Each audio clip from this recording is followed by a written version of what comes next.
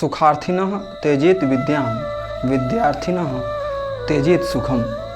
अगर यदि आप एक विद्यार्थी हैं तो आपको सुख का त्याग करना होगा, और यदि सुख की कामना यदि आपके पास है, यदि आप सुख की ही इच्छा रखते हैं तो आपको विद्या त्यागना होगा, अर्थात आप विद्या अर्जित नहीं कर सकते हैं। इसीलिए कहा गया है सुखार्थिनः त्यजेत विद्यां विद्यार्थिनः त्यजेत सुखम।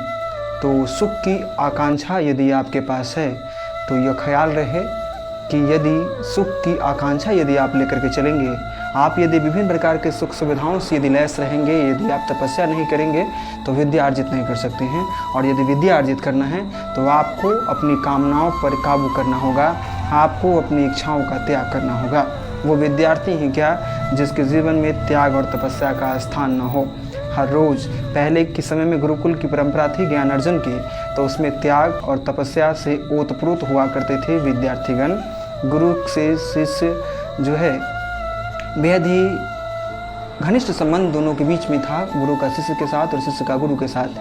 पर बहरहाल आज वर्तमान परिवेश देखा जा रहा है कि विद्यार्थियों के भीतर संघर्ष तपस्या का नामो निशान उनके अंदर देखने के लिए नहीं मिल रहा है। बहरहाल सभी विद्यार्थी जैसे नहीं होते हैं, मगर जिनकी नज़र में स्मार्टफोन घंटों चलाना उनका दैनिक रूटीन होता है, जिनकी नज़र में समय की बर्बादी करना उनका दैनिक रूटीन होता है, जिनकी नज़र में शिक्षक की बात को गंभीरता से नहीं लेना उनके दैनिक रूटीन में शामिल होता है, माता पिता की बात को अनसुना करना जिनके दैनिक रूटीन में शामिल होता है, और जो ब्रांडेड फ़ोन अपने हाथ में रखने को सफलता मानते हैं, जो कि अपने शरीर पर महंगा वस्त्र रखने को अपनी सफलता मानते हैं, वह ख्याल रखें कि भविष्य में एक पल ऐसा आएगा कि आपके अभिभावक की छत्र छाया आपके सर पर नहीं होगी।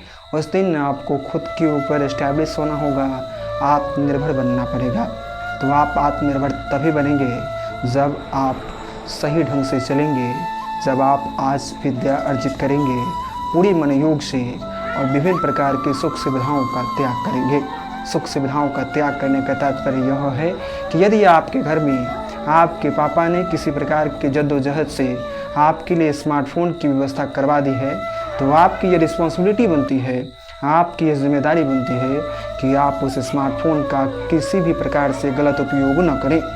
यदि आपके पापा ने आपको बाइक की गाड़ी की चाबी थमा दी हुई है तो यह ख्याल रखें कि आप अपने आप को बाइक का सबसे बड़ा ऑनर मान करके किसी के साथ ओवरटेक ना करें और आप अपना नुकसान न करें। हर प्रकार से ख्याल रखें कि आपके पापा जो हैं, आपकी माँ जो हैं, वो बहुत ही संघर्ष करती हैं। माँ आपके पापा आपके लिए संघर्ष करते हैं, इसलिए ताकि आप एक दिन बेहतर बन सके, आप एक दिन बेहतर तरीक़े से ज्ञान अर्जित करके खुद को काबिल बना सके। इसके लिए आपके पापा अपने जीवन के दुख को भी नहीं महसूस करते हैं।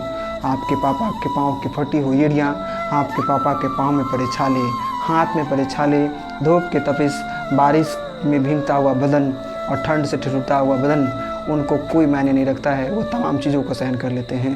त्यौहार वाले दिन आपके शरीर पर नया कपड़ा हो, आपके चेहरे पर हर रोज़ मुस्कुराहट हो, इसके लिए पिता अपने माथे पर आपके हमारे हित के लिए अथाह संघर्ष सहन करते हैं, अथाह दुख सहन करते हैं। तो कृपया अपने लिए न सहे, अपने पापा के बेहतर भविष्य के लिए, अपनी माँ के बेहतर भविष्य के लिए आज से मन से पढ़ने का संकल्प लीजिए, आज से मन से पढ़ने का संकल्प लीजिए।